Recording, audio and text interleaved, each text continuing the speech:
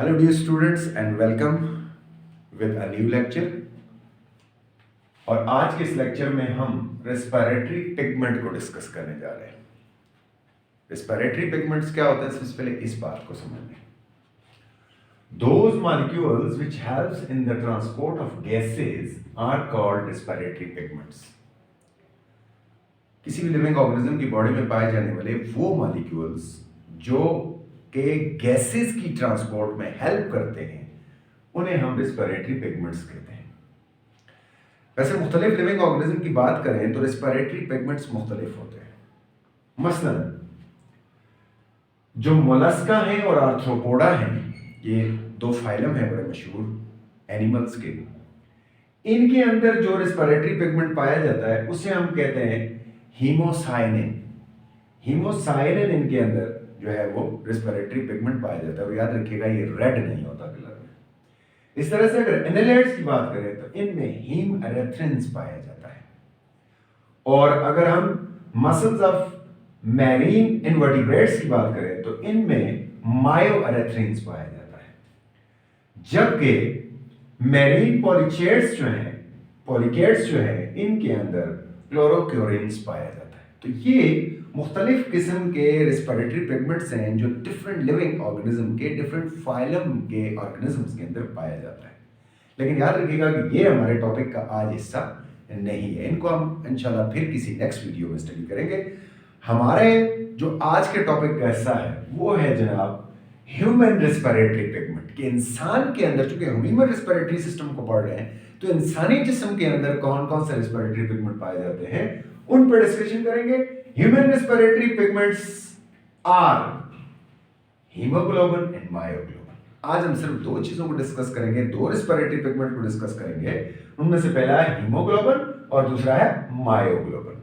तो one by one इनके ऊपर आइए स्टडी करते हैं कि ये क्या है, इनका स्ट्रक्चर क्या है, कितनी ऑक्सीजन ले जा सकते हैं, डिस्कस करते हैं कहां पाए जाते हैं। Haemoglobin, it is an iron containing oxygen transporting metalloprotein found in the red blood cells of all vertebrates।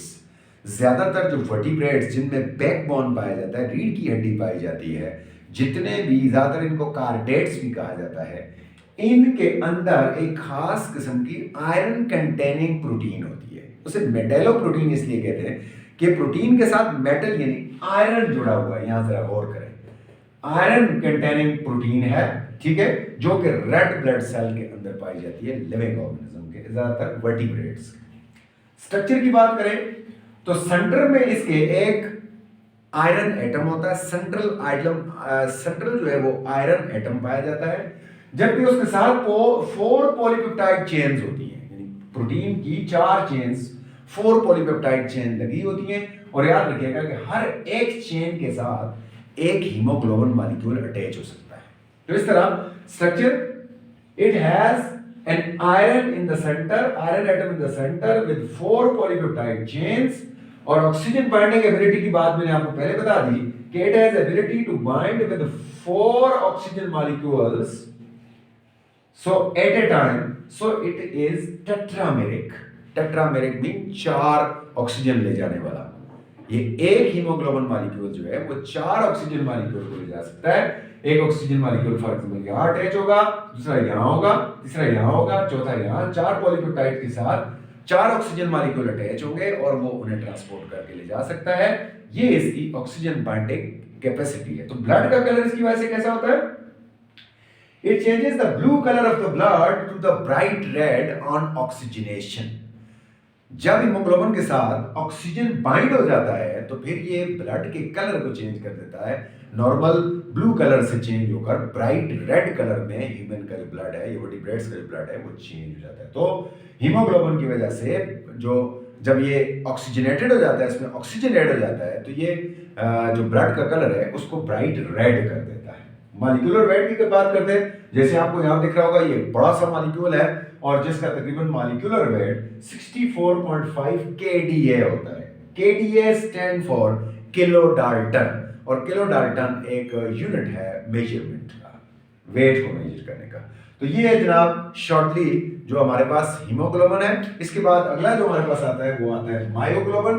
Myoglobin it is found in the muscle tissue of almost all mammal. ये याद रखिएगा कि ब्लड में नहीं पाया जाता, ये muscle tissues के अंदर पाया जाता है। ज्यादातर मैमल का जो गोश्त होता है, मसल होते हैं, उसके अंदर ये पाया जाता है। अलबत्ता कभी कभी ये ब्लड में भी मिलता है। किस सूरत में? कभी मसल इंजर हो जाए, जब मसल में इंजरी हो जाए, मसल टूट जाए, अंदर जो है ब्लड की कैपिलरीज टूट जाए, तो मायोग्लोबिन मसल से निकलकर ब्लड में मिलता है, लेकिन नॉर्मली ये ब्लड में नहीं फाउंड होता। उसी वक्त ब्लड में मिलेगा जब मसल कहीं से डैमेज हो। उसके बाद it is not found in the smooth muscles. हमारा जो डाइजेस्टिव ट्रैक है उसके अंदर ज्यादातर स्मूथ मसल लगे होते हैं, जैसे हमारे स्टमक में, हमारी स्मॉल इंटेस्टाइन में, लार्ज इंटेस्टाइन में, ये स्मूथ मसल्स जो होते हैं उनमें कहते हैं कि ये जो मायोग्लोबिन है ये नहीं मिलता।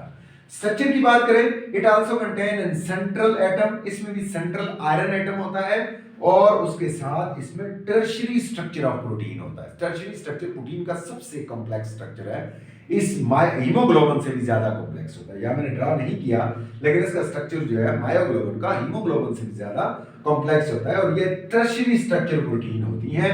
It was the first protein with its 3D shape. ये पहली प्रोटीन थी जिसकी सबसे पहले 3D शेप के साथ ये डिस्कवर हुई थी। उसके बाद ऑक्सीजन कैरिंग कैपेसिटी की बात करें तो it can bind with only single oxygen molecule, और उसे स्टोर कर सकती है मसल्स में। ये ज्यादा ट्रांसपोर्ट नहीं करती बल्कि उसको मसल में स्टोर करती है। सो इट इज मोनोमेरिक। ठीक है जी, मोनोमेरिक मीन ये सिर्फ एक ऑक्सीजन मॉलिक्यूल को ट्रांसपोर्ट करती है। It is monomeric as it binds with only one oxygen molecules.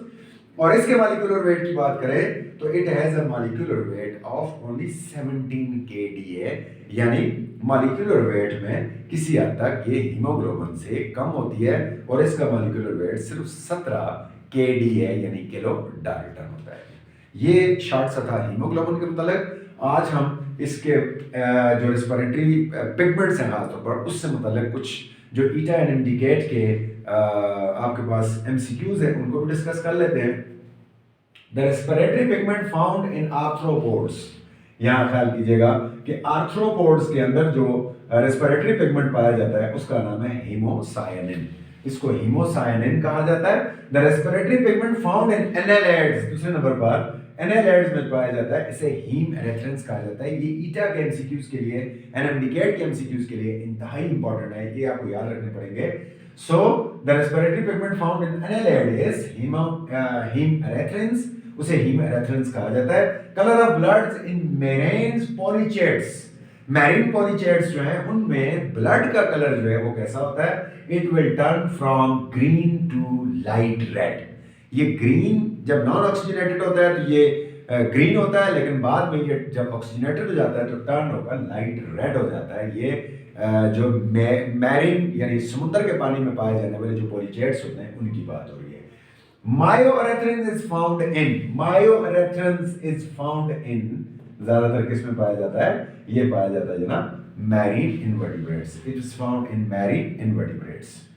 KDA stand for, ये मैंने आपको पहले बता दिया, KDA stand for kilo Dalton's.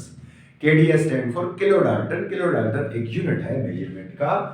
Colour of deoxygenated blood in human is, इंसान के अंदर जो डीऑक्सीजनेटेड ब्लड है उसका कलर ब्लूइश होता है, तकरीबन ब्लू के करीब होता है, ज्यादातर ब्राइट रेड नहीं होता। Myoglobin is found in, myoglobin किस में पाया जाता है? ब्लड में होता है। कहां होता है? नहीं जी, ये मसल में पाया जाता है। ठीक है, और वो भी स्मूथ मसल में नहीं होता। अगला है myoglobin is not found in dash muscle. Myoglobin किन मसल में नहीं पाया जाता? तो स्मूथ मसल में नहीं पाया जाता। ठीक है जी, ये आज का छोटा सा लेक्चर था। होप आपके लिए फायदेमंद साबित हुआ होगा। अगर आपको पसंद आए तो प्लीज मेरा चैनल सब्सक्राइब करना मत भूलिएगा। थैंक यू, लाइक कर दीजिएगा। अल्लाह हाफिज।